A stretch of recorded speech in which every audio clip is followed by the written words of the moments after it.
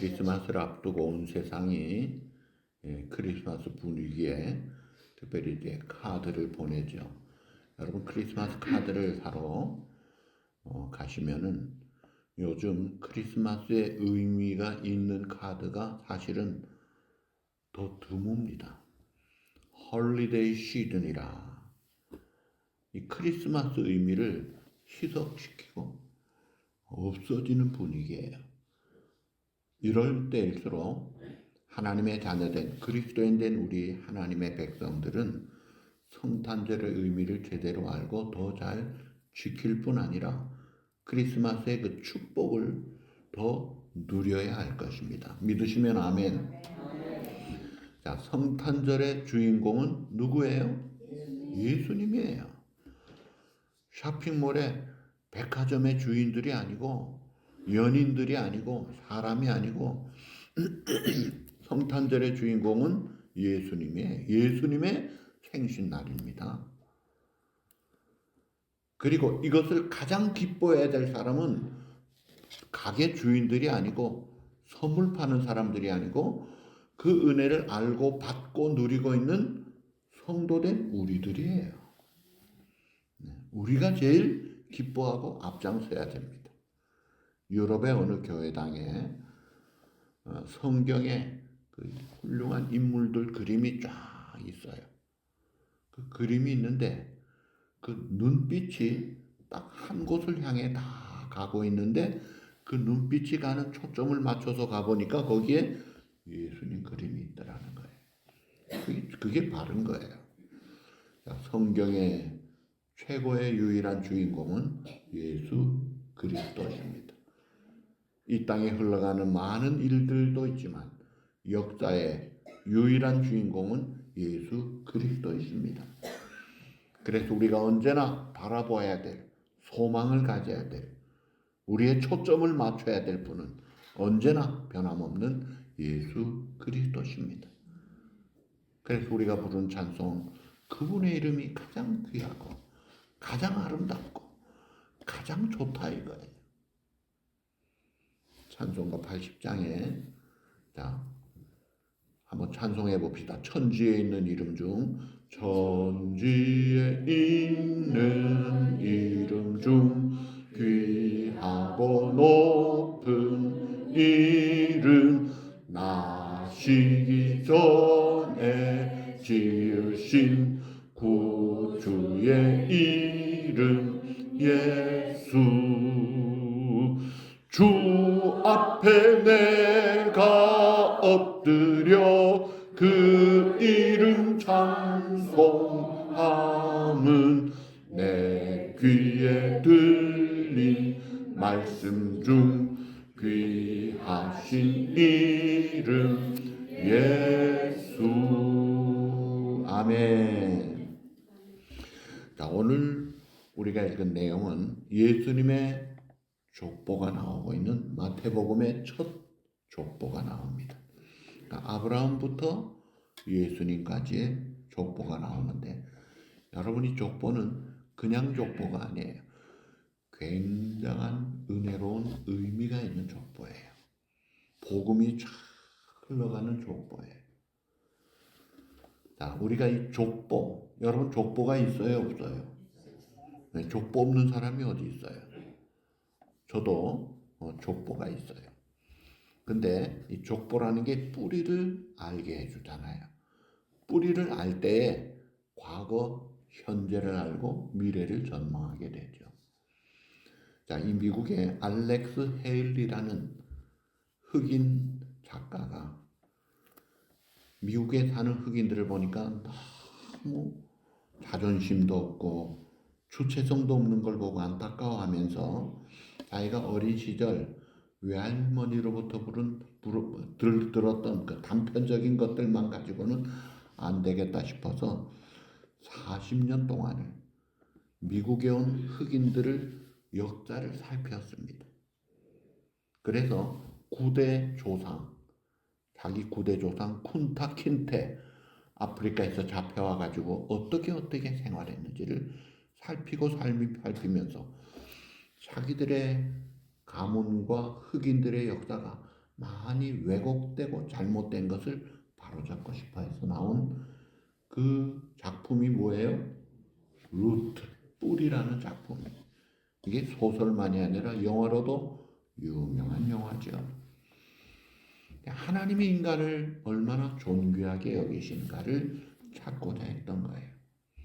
그러니까 우리가 이 뿌리를 바로 할 때 내 자신의 위치를 알고 그 은혜와 사랑을 깨달을 때 미래에 대한 전망을 소망 중에 가지고 갈 수 있어요. 자, 오늘 예수님의 족보는 그냥 옛날에 2000년 전에 그 족보가 아니라 오늘 살아가는 나에게 관계되는 족보예요. 이 족보 속에 신비가 있고 놀라운 은혜가 있고 은혜의 비밀이 있고 기쁜 소식이 있다는 거예요. 자, 성경을 마태복음을 신약 성경을 열면 어떻게 시작돼요? 1장 1절 아브라함과 다윗의 자손 예수 그리스도의 계보라. 그 족보 연구한 성경 연구가 J.C. 헐버그는 이 계보를 이렇게 번역합니다. 아브라함과 다윗의 이야기는 곧 어떻게 예수 그리스도에 관한 말씀이다. 맞습니다. 자, 아브라함에게 약속했던 모든 약속, 다윗에게 했던 모든 약속은 곧 예수 그리스도의 오심을 예수 그리스도에 대한 약속이더라 이거예요. 아브라함의 믿음은 예수 그리스도를 믿는 믿음이에요. 근데 옛날에는 예수 그리스도가 오지 않았기 때문에 희미했어요. 그래서 의식으로, 형식으로, 여러 가지 절기로 그렇게 표현한 것 뿐이에요. 다윗을 통해 약속한 영원한 왕국도 그것은 이 땅에 오신 메시아 예수 그리스도의 왕국이다 이거예요. 그래서 이 신약 성경을 쫙 펴면 구약에서 오실 메시아에 대한 예언이 쫙 되고 있다가 메시아가 이렇게 왔다 하고 보여준 내용입니다. 아브라함의 이야기, 다윗의 이야기, 이 모든 것들은 오직 예수 그리스도에게서 완성이 되더라 이거예요. 우리는 아브라함과 다윗의 자손 예수 그리스도구나. 아브라함이 훌륭하고 다윗이 얼마나 훌륭하면 그 가문 속에서 예수님이 오셨을까? 이렇게 생각하기 쉬운데 성경 마태복음을 기록하게 한 성령의 그 의도는 우리가 생각하는 그런 생각이 전혀 아닙니다. 그 반대라 이거예요. 아브라함을 우리가 보통 뭐라고 그래요? 믿음의 조상이라 그래요. 자, 그러면 그 사람이 모든 믿는 사람들의 조상이니까 참 출중한 믿음의 사람이구나 라고 생각하기 쉬워요. 그게 아니에요. 하나님의 특별한 은혜를 받은 사람이기 때문에 그가 믿게 됐고 복의 조상의 자리에 가게 됐던 거예요. 본래 아브라함은 갈대아 우르 바벨론 지역에 우상 숭배하는 그곳에 살던 사람이었어요. 전설 같은 이야기에는 그 아버지가 우상 만드는 우상 공장 사람이었어요. 그 평범한 그를 하나님이 일방적으로 선택하셔서 남달리 착하고 믿음이 있어서가 전혀 아니더라 이거예요. 하나님이 은혜로 특별하게 부르셔서 특별한 사람이 됐고 믿음의 사람이 됐고 위대한 사람을 삼으시더라 이거예요. 오늘 우리도 똑같아요. 여러분 과거 어땠어요? 여러분 12지파 중에 어느 지파입니까? 우리는 이스라엘 사람이 아니에요. 혈육으로 유대인이 아니에요. 12지파하고 관계없던 사람이에요. 한국의 한때 이단 중에 어떤 이단은 우리는 단군의 자손이니까 단지파다 이렇게 단자가 같다고. 사람은 거짓말입니다. 그리고 단지파는요 미안하지만 요한계시록 12지파에 빠지는 유일한 지파예요. 별로 좋은 지파도 아니에요. 근데 단지파도 아니에요. 본래 언약 12지파와 관계없던 우리들이에요. 아이고 그래도 우리는 모태신앙인데 본래 우리는 그렇지 않았다. 한국 사람은요, 단 한 명도 12지파에 들어간 사람이 없어요. 그러니까 그리스도의 그 제대로 된 그 계보에서는 바깥에 있었던 사람이에요. 우리가 조선 시대는 종교가 뭐였어요? 유교를 많이 했죠. 고려 시대, 신라 시대는 뭘 많이 했어요? 그 전에는 불교가 중심이었어요. 불교, 유교, 짬뽕, 미신, 잡신, 무당 그런 가운데 살아오던 새카만 영적으로 어두운 이 땅에 선교사님들 통해 복음이 들어가서 삼천리반도 금수강산 빛이 증거되면서 이 그리스도의 물결이 퍼져나갔던 거예요. 어느 날 나도 예수 믿게 되고 그래서 옛날에 모르던 새로운 생명, 새로운 세계, 새로운 가치관을 깨닫게 되면서 교회가 좋아지고 예배가 좋아지고 기도가 되지고 하나님이 내 아버지가 되고 예수님이 나의 유일한 구주가 되심이 믿어지고 그분이 나의 주님이 되시고 그래서 내가 여호와는 나의 목자시니 내게 부족함이 없다는 고백도 하게 돼요. 그 하나님이 우리를 어느 날 택하시고 사랑하기로 작정하고 부르신 거예요. 아브라함을 부르셔서 복의 근원이 되게 하시듯이 어느 날 우리를 이 땅에 사는 우리를 택하시고 부르셔서 여러분도 똑같이 아브라함과 같이 복의 근원으로 부르신 거예요. 그래서 여러분 때문에 여러분 가정이 복을 받을 것입니다. 여러분 때문에 여러분 가문이 복을 받을 뿐 아니라 여러분 때문에 다른 사람들이 다른 가문에까지 복을 주게 된다 이거예요. 아브라함은 본래 허물이 많은 사람이에요. 아브라함이 애굽에서 또 그랄 땅에서 2번이나 아내를 누이 동생으로 바꿔가면서 자기 생명 유지하려고 무책임하게 거짓말했던 그런 사람이에요. 아주 위대해서 믿음의 조상 된 게 아니더라 이거예요. 다윗은 어때요? 충복의 아내 밧세바를 간음하고 그 충복 우리아를 죽게 만든 사람이에요. 그럼에도 불구하고 하나님이 아브라함을 택하시고 다윗을 선택하시고 그 하나님이 나를 택하셔서 아브라함을 복의 조상 다윗이 위대한 사람이 되게 하듯이 오늘 우리를 그렇게 부르셨다는 거예요. 잘했느냐 잘못했느냐 잘잘못의 구애가 없이 믿음이 있고 없고에 관계없이 다윗에게 하나님 일방적으로 약속을 하셨어요. 너를 통하여 메시아가 태어나고 내 왕위가 견고히 영원히 견고히 견고할 것이다. 자, 이 하나님의 선택과 사랑은 절대적이에요. 변함이 없어요. 그 다윗을 택하셔서 영원한 견고한 왕권과 나라를 약속하신 주님이 똑같이 2025년을 살아가는 오늘 나를 일방적으로 택하신 거예요. 그리고 나를 사랑하셨기에 나를 영원한 하나님 백성 삼아주시고 반드시 우리에게 복을 주게 약속을 하신 것입니다. 여러분 하나님의 부르심은 실수가 없어요. 우리가 죄가 많죠. 허물이 많죠.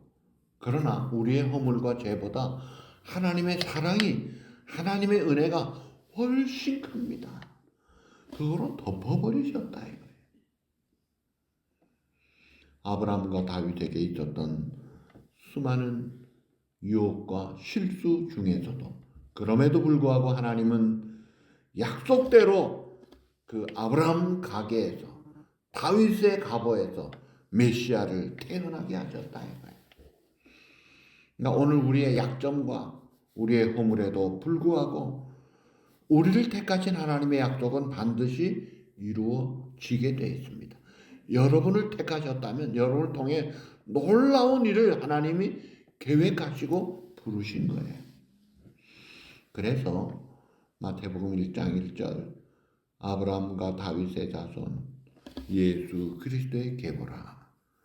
이것은 나와 여러분의 역사는 반드시 예수 그리스도 안에서 완성이 되어진다는 것입니다.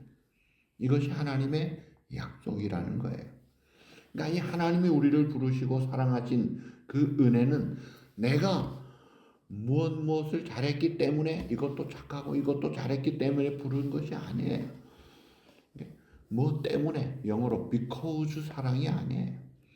이것도 잘못되고 이것도 허물 많고 이것도 부끄러운 일이 있음에도 불구하고 이 불구하도 그 영어로 in spite of 그 불구하고의 사랑을 하신 거예요. 그걸 가리켜서 unconditional love 이 조건 없는 사랑을 주신 거예요. 그게 이 족보에 나타난 겁니다. 자, 메시아의 족보에 보니까 여자들이 나와요.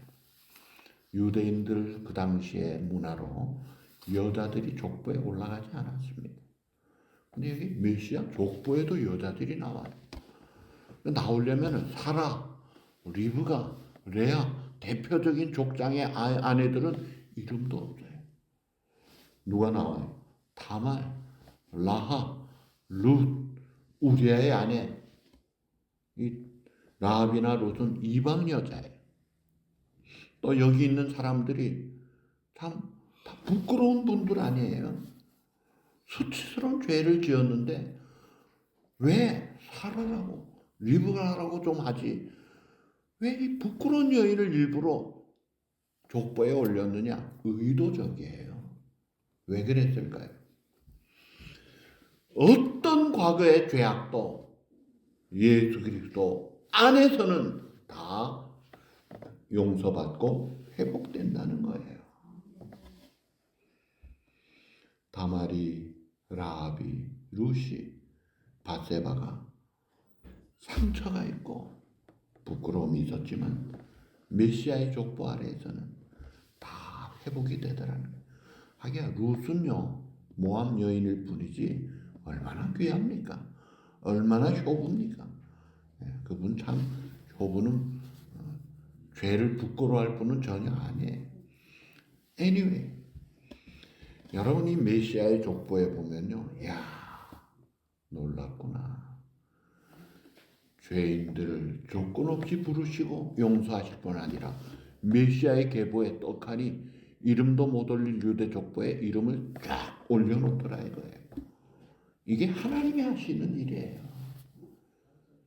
이게 성탄절에 나오는 예수님의 족보에 나타나는 하나님의 뜻이라 이거. 그래서 우리가 이런 마태복음 1장을 쫙 펴가지고 읽을 때 여인들의 이름이 나오는 걸 보면은 기가 막힌 하나님의 은혜를 깨달아야 합니다.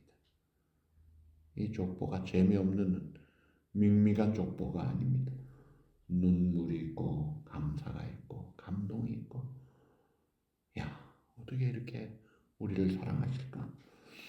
그 여인들 부끄러운 여인들이 손가락질 받던 여인들이 이름이 올라간다는 건 뭐예요? 오늘 우리가 마찬가지다 이거예요. 우리가 뭐가 좀 괜찮아가지고 하나님 앞에 선 그런 성도가 아니에요. 그 하나님의 눈길, 그 하나님의 마음, 이걸 우리가 읽을 수 있어야 돼요. 그래서 마태복음에 나타난 족보에 여기에 복음이 있고 은혜가 있고 사랑이 있고 눈물겨운 감사와 감격의 구원의 역사가 있다는 거예요. 여러분 과거에 나는 그거 참 생각만 하면 부끄러워. 부끄러워하지 마세요. 하나님 앞에 다 풀리면요 완전히 회복됩니다. 우리가 지금은 희미하나 그때는 온전하게 다 알게 될 것이요 자유함을 얻는다 이거예요. 우리가 이 복음을 깨닫고 눈이 좀 밝아가지고 어둠 속에서 아직도 그렇게 살 이유가 없어요. 자, 그 다음에 이제 16절에 보면 예수님의 족보 중에 마지막으로 여자 마리아가 나옵니다. 야곱은 마리아의 남편 요셉을 낳았으니 마리아에게서 그리스도를 칭하는 예수가 나시니라. 자, 마리아가 예수님을 낳았어요. 그런데 이것을 우상화해가지고 천주교에서는 아이고 예수님이 하나님인데 그러면 예수님을 낳은 마리아는 하나님의 어머니가 아니냐? 그 하나님의 어머니는 보통 사람과 다르지? 그래가지고 우상화를 시켰어요. 그래가지고 가톨릭 교리에 보면 마리아에 대한 것이 얼마나 잘못됐는지 모릅니다. 첫 번째 잘못된 것이 마리아는 죄가 없는 사람이었다. 마리아 무죄설을 주장합니다. 성경의 모든 사람이 죄를 범하였음에 믿지 않는 잘못된 거예요. 성경의 사상과 전혀 다르죠. 또 두 번째, 마리아는 승천했다. 하늘로 그냥 올라갔대. 또 마리아는 우리의 기도를 응답해 주시는 하나님과 같은 사람이다. 다 근거 없는 아주 비성경적인 잘못된 것입니다. 물론 마리아는 귀한 여자예요.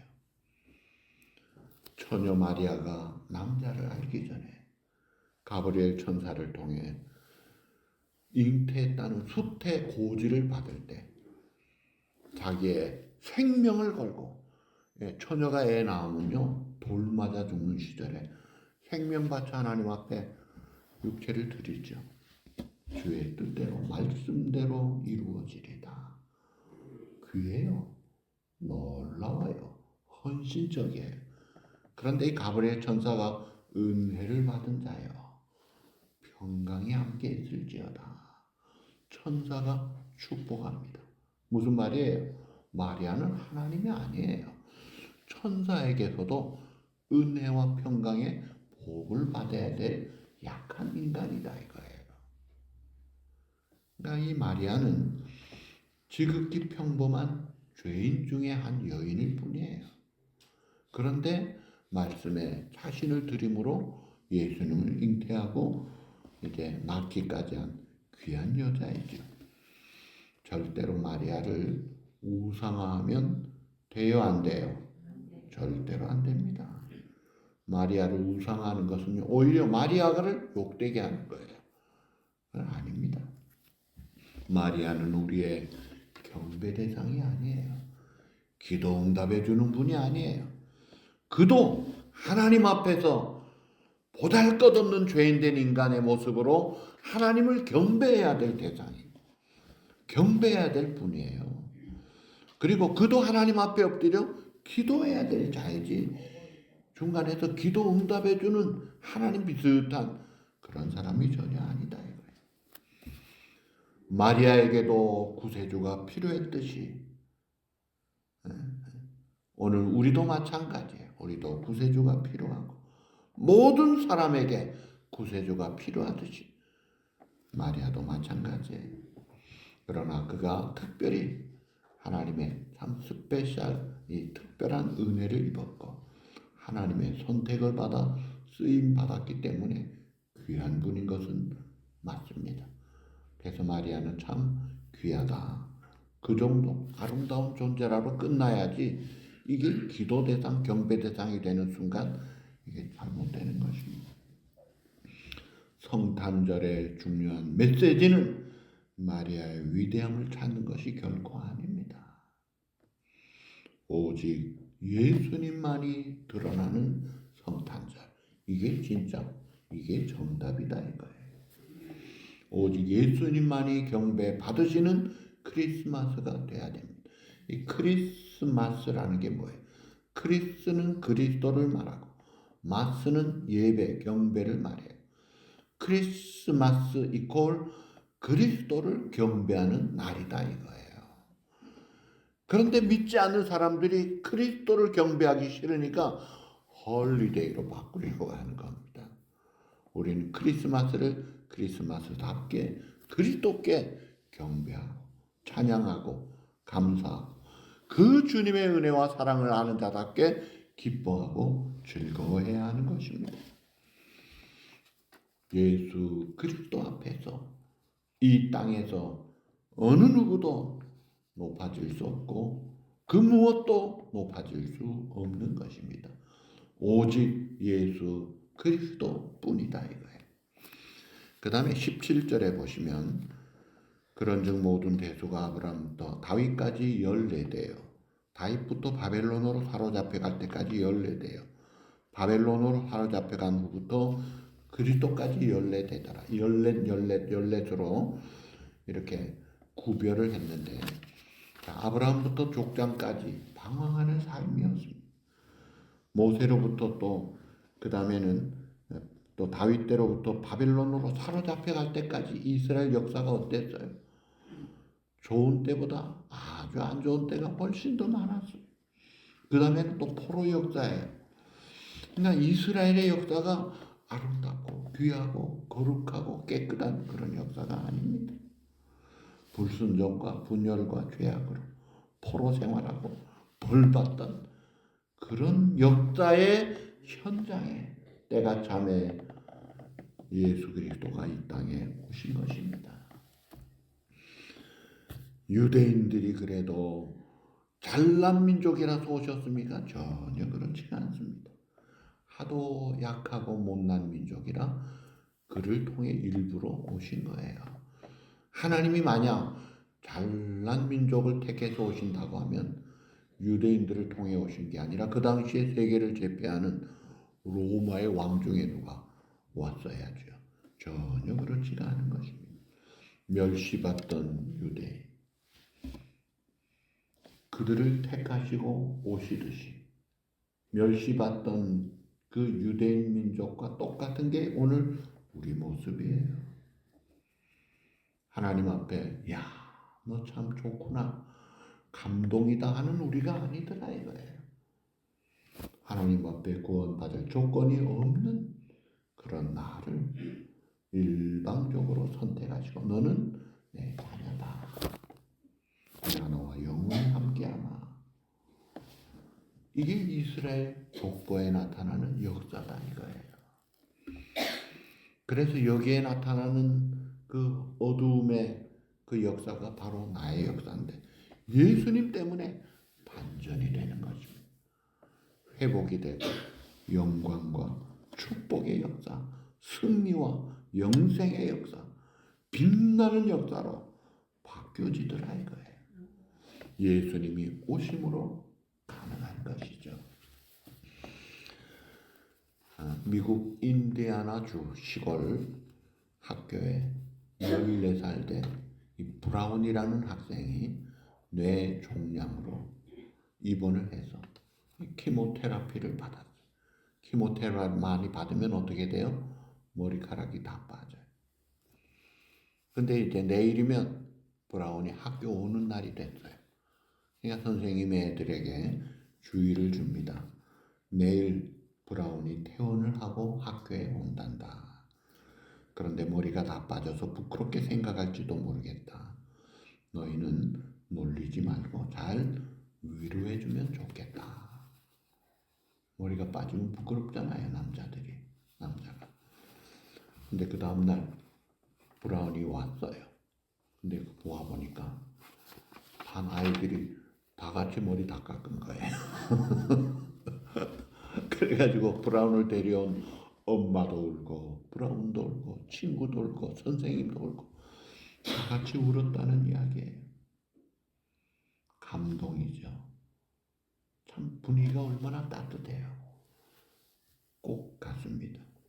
죄를 알지도 못하신 분이 죄를 뭉태기로 지은 죄인 된 우리들을 구원하기 위해서 머리 빠진 브라운의 친구 댁에 머리 깎고 나타난 친구처럼 사람의 형체를 가지고 말구 위에 누워 계신 주님이 아니에요. 종의 형체로 이 땅에 오신 주님, 낮아지시고 내어주시고 섬김 받으려 오신 것이 아니라 섬기러 오신 주님, 삶으로 목숨 걸고 내어주시기 위하여 오신 주님, 얼마나 감사해요. 구약의 족보는 죽고 이렇게 나오는데 오늘 족보에 제일 많이 나오는 거는 낳고 소망적으로 나와요. 예수 그리스도에 관계된 족보가 되니까 새 생명, 새 역사, 새 생활이 시작되더라 이거예요. 이게 마태복음의 족보에 나타난 복음이에요. 예수 그리스도를 통해서 부끄러운 말 못할 숨어 있어야 될 우리들이 조건 없이 부름받아서 회복될 뿐 아니라 마지막에는 우리가 장차 글로리피케이션 영화롭게 주님과 같이 영화롭게 될 뿐 아니라 온전하게 될 것입니다. 그 주님이 오신 날이 성탄절이다 이거예요. 그러니 우리가 어떤 찬송을 불러야 돼요. 기쁘다 구주 오셨네. 뭐예요? 만백성 맞으라. 우리 다 일어나십시다. 우리 찬송 부르고 제가 기도하고 축도로 마치겠습니다. 기쁘다 구주 오셨네. 만백성 맞으라. 온 교회여 다 일어나 다 찬양하여라. 다 찬양하여라. 다 찬양하여라.